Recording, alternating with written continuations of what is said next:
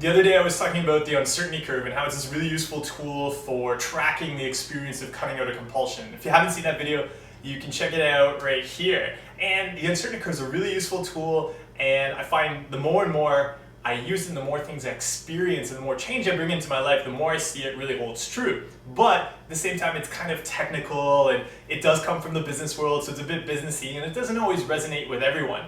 When it comes to cutting out a compulsion, you're going to use all sorts of different methods, and I was the same. There's more than one way to track that experience of cutting out a compulsion, and one of the things I would do is really conceptualize that urge to engage in the compulsion as this nasty monster that I was eliminating from my life. So I'm going to use Domo to demonstrate. Now obviously Domo is really cute, isn't an ugly nasty monster, so you're going to have to use your imagination, but I know everybody who's watching this has a phenomenal imagination when it comes to imagining nasty, horrible things happening. So I know you can do this. Imagine this is a nasty, ugly monster. Now here's how this monster relates to OCD. It's because monsters feed on compulsions. Now for most of your life, this monster has been a little tiny baby monster. Baby monsters are small, so they don't need to eat a lot of compulsions. Every now and then they would bother you and they would cause you anxiety and stress, and they would come into your life and they'd make it really unpleasant, and you didn't want to experience that, so you wanted to get rid of the urge monster. You wanted to get rid of that compulsion eating monster, so you would feed it compulsions and send it on its way. But there's a problem there. Every time you fed it, it got bigger. Now big monsters need to eat more compulsions. So that means since the monster, it's just kind of like a wild bear, you know, once it figures out it can get garbage from your house, it's going to keep coming to get the garbage.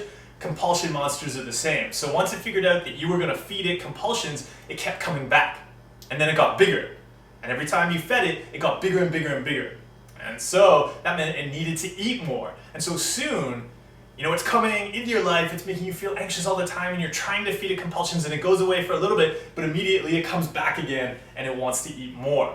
And soon, and this is usually when we finally go and get help, the compulsion monster is just hanging around with us all day. We're constantly having to feed it compulsions. It's no longer leaving us alone at all, and we're under a lot of stress. And so that's probably the place where you are right now. So this monster is big, and it's in your life, and it's causing you a lot of problems. Now you're going to cut the unhealthy compulsions out of your life. And that is going to mean that this monster is going to get really, really upset. So to go back to the uncertainty curve, this is where you're going to start riding up the uncertainty curve. Uncertainty is going to skyrocket. All those unpleasant feelings that you want to get rid of before are actually going to increase.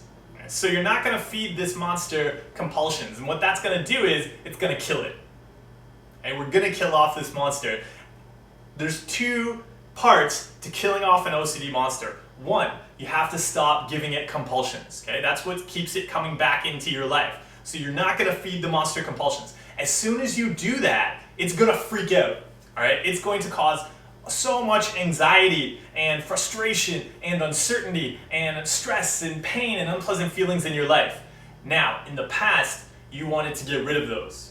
Right? Okay, I'm having this unpleasant experience right now. What can I do to relieve it? What can I do to cope with it? What can I do to get rid of it? What can I do to control it? Okay, all that. That ends up feeding it compulsions. So now you're going to do something a little different. So A, you stop feeding it compulsions, and B, you're going to give it a big hug. Okay, so when it's freaking out, you're going to hug it even tighter. When it's feeling really unpleasant, you're going to embrace it and accept that uncertainty. And because that's how you really, really squeeze and love it and give it everything it doesn't want. And eventually, although it's going to be really frustrating at first, eventually it's going to get more and more tired. And it's going to get less and less and less able to bother you. And gradually, it's going to drop out of your life. Now that takes time. It takes a lot of hugging to kill off a monster that you've been feeding for years and years and years. But remember to always be working with a professional who's experienced in helping people cut out compulsions, because if cutting out that one compulsion is taking too long and that monster is not dying off and getting out of your life, then you probably picked a monster that's just too big for you right now. And you need to start with some of your other compulsions and cutting those out first, so you can build up the strength tackling those big monsters. And one other thing to always remember, even though you may not want to take the time that's required here and you really want to get this done, only kill off one compulsion monster at a time.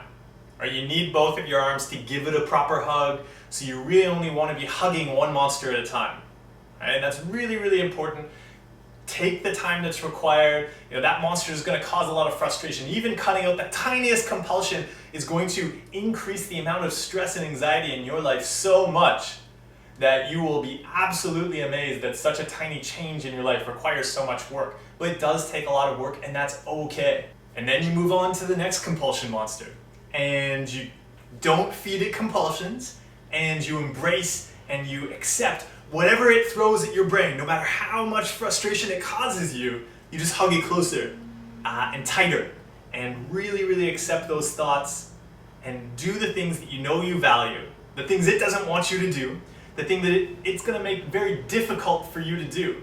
Right? You do those, knowing that the more you hug it and the more you face it head on, eventually it's going to get tired of it and it's going to leave your life too. And then you move on to the next one. And you just keep working your way through them. It is going to be tough, but you can kill off those monsters. It is totally doable, and you are going to feel so much better on the other side. It's absolutely unbelievable how different life can be when you're not constantly dealing with this army of monsters inside of you trying to get you to feed them compulsions all the time. So again, that's just another way to look at this idea of riding the uncertainty curve. So you can take it as the uncertainty curve and track that experience with that tool, or you can really just personify the OCD in the form of these monsters that you're not going to feed with compulsions anymore, and that you are going to embrace and hug and accept all the alarming and worrisome thoughts they throw at you.